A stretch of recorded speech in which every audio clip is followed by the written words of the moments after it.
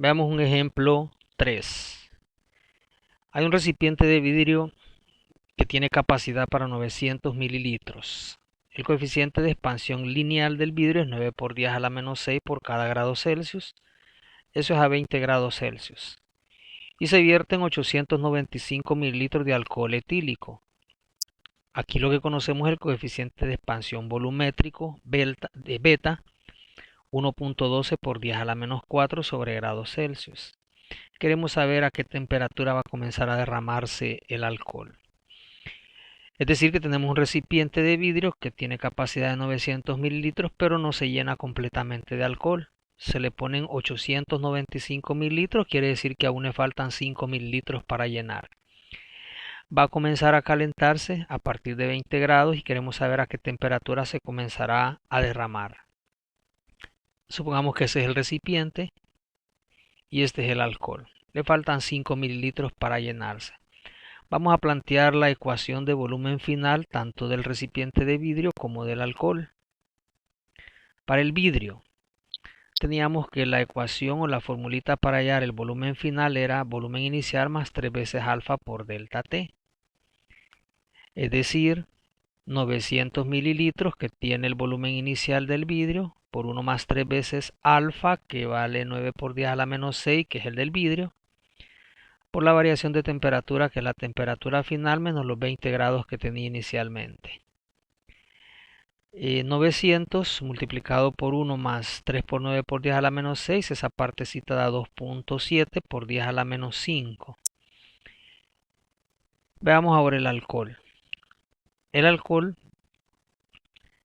la formulita la misma, volumen final es volumen inicial por 1 más beta por delta T, que beta es 3 alfa, pero en este caso el que conocemos es beta. Sería 895 mililitros, que es el volumen inicial del alcohol, por 1 más 1.12 por 10 a la menos 4, que es el coeficiente de expansión volumétrica del alcohol, por temperatura final menos 20. En el momento que comienza a derramarse, lo que ocurre es que el alcohol alcanza la misma superficie que el vidrio, es decir, que los volúmenes llegan a ser iguales. Así que eso hacemos. En el momento de derramarse, el volumen final del vidrio es igual al volumen final de alcohol. Así que el del vidrio es 900 mililitros por 1 más 2.7 por 10 a la menos 5 por TF menos 20. Y eso será igual al volumen final del alcohol, que era 895 por 1 más 1.12 por 10 a la menos 4 por TF menos 20. Eliminamos el signo de agrupación inicial, 900 por 1 es 900 y 900 por 2.7 por 10 a la menos 5, eso da 0.0243 por TF menos 20. Y en el lado derecho, 895 por 1 es 895 más 895 por 1.12 por 10 a la menos 4, eso da 0.10024 por TF menos 20. Multiplicamos 900 más 0.0243 por TF menos 0.0243 por 20 daría 0.486. Y en el lado derecho 895 más 0.10024 por TF menos 0.10024 por 20, eso da 2.0048. Y tenemos una ecuación con una incógnita. Despejamos TF. Pasamos al lado izquierdo 0.0243 TF y el 0.10024 TF de la derecha lo pasamos a restar a la izquierda. En el lado derecho entonces solo quedaría 895 menos 2.0048.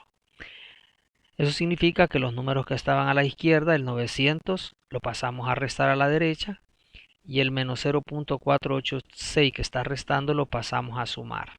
Al lado izquierdo obtenemos menos 0.07594 TF y en el lado derecho menos 6.5188.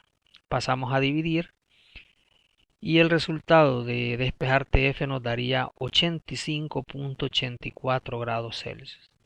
Ese es el valor teórico que obtenemos. Habrá que analizar la factibilidad técnica que esto ocurra. La realidad es que no va a ocurrir porque el alcohol se va a evaporar a 78.4 grados Celsius. Ese era si ustedes recuerdan, el punto de ebullición o de evaporación del alcohol. Sin embargo, técnicamente no se puede, teóricamente obtenemos esa temperatura. Muy bien, vamos a darle inicio más o menos nada más los primeros datos del trabajo en los procesos termodinámicos. Vamos a pensar en un pistón que está en el lado derecho, que está sometido a una fuente de calor. Lo estamos calentando, digamos. Ese es el que está en el lado derecho. Ese pistón, dentro de él hay un gas que tiene una presión 1, un volumen 1 y una temperatura 1. Es decir, esos son los datos de las variables iniciales. Pero al calentarse va a cambiar la presión, el volumen y la temperatura. Es decir, que en el lado derecho obtenemos lo que ha ocurrido con el pistón. Ha cambiado su presión a una presión 2, a un volumen 2 y a una temperatura 2. El trabajo se calcula como la integral de f por dx, eso lo vimos en física 1 y parte de la física 2. F por dx es la integral, era la ecuación general para el trabajo. Sin embargo, también recordamos que la presión era fuerza entre área, así que el área que está dividiendo la paso a multiplicar por la presión y quedaría entonces que la fuerza es presión por área. Entonces el trabajo sería, en lugar de fuerza, ponemos presión por área por dx. Sin embargo, esa área por dx sería el área del pistón por ese valor que se va a mover, que en este caso le han puesto en el dibujo de y, yo le voy a poner dx. Eso es lo que se movería. Estaríamos hablando entonces de cuánto cambia el volumen del gas. El volumen inicial es el que estaba a la derecha, el final es el que está a la izquierda, y eso es lo que se ha desplazado verticalmente. También sería lo que ha cambiado el volumen. Así que la integral a por dx sustituimos la variación del volumen. En general, entonces, el trabajo se calcula como la integral de la presión por el diferencial de volumen desde un volumen inicial hasta un volumen final. Esto lo vamos a ocupar más adelante en varios procesos. Por el momento vamos a revisar algunas situaciones de los gases ideales que lo vamos a combinar con este concepto de trabajo. Vamos a recordar que en las leyes de los gases ideales teníamos primero la ecuación de estado, que era la presión por volumen es igual a N por R por T. Eso me definía el estado de un gas ideal. Eso lo vio usted en química. Vamos a decir que P es la presión del gas, es la presión absoluta, B es el volumen del gas, N es el número de moles del gas. Usted recuerda, el número de moles de gas era un mol de un gas tenía 6.023 por 10 a la 23 moléculas. Es decir, tenía trillones de moléculas o tiene trillones de moléculas un mol, así que un mol es bastante grande. R es la constante universal de gases ideales que vamos a usar y T es la temperatura absoluta, debe estar en Kelvin. R lo vamos a usar como 8.314 Joule sobre mol Kelvin, o también se puede usar 0.08214 atmósferas litros sobre mol Kelvin.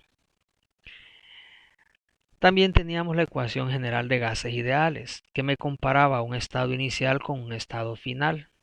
El 1 representa las condiciones iniciales, es decir, que un gas está inicialmente a una presión 1, a un volumen 1 y a una temperatura 1. Si yo aplico esa ecuación, la presión 1 por volumen 1 entre temperatura 1, eso tiene que ser exactamente igual a la presión final, el volumen final y la temperatura final. Es decir, que me sirve para comparar dos estados. De esta ecuación se deducen algunas particularidades. Por ejemplo, cuando la presión es constante. Si hay un proceso en el que la presión no cambia, la presión desaparece de la ecuación general del numerador y solo nos queda volumen 1 entre temperatura 1 es igual a volumen 2 entre temperatura 2. A esta ecuación se le conoce como ley de Charles. Los procesos isotérmicos ocurren cuando la temperatura es constante. En ese caso, comparándolo con la ecuación de gas ideal, la general, como la temperatura es constante, desaparece la temperatura 1 y la temperatura 2 y solo nos quedan los numeradores. Presión 1 por volumen 1 es igual a presión 2 por volumen 2. A esta se le conoce como Mario. Y finalmente, los procesos isovolumétricos, también llamados isocóricos, es cuando el volumen es constante. Al comparar con la ecuación general, como el volumen es constante, desaparece del numerador de la ecuación general de gases ideales. El volumen 1 y el volumen 2 desaparecen o se eliminan por ser iguales. Y nos quedaría nada más la ecuación presión 1 entre temperatura 1 igual a presión 2 entre temperatura 2. A esa ecuación se le conoce como ley de Gay-Lussac. Estas ecuaciones las vamos a usar en la siguiente vez.